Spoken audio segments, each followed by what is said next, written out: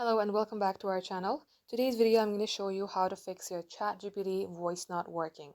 So first and foremost, make sure that you have a stable Wi-Fi connection. And second, long tap onto your ChatGPT, select the eye icon, go for permissions. Make sure that you have allowed microphone to ChatGPT so that you can access your microphone and you can use it well. Select your microphone, select allow while using the app. Now once you do so, you can also go ahead and clear the cache. For that, select storage, clear cache. Come back onto your app info page, select force stop and then select OK. Now lastly, make sure that the application that you're using is updated. For that, head over to your Play Store or App Store and search for ChatGPT. If you see update, select update. If you see open, that means your application is already updated.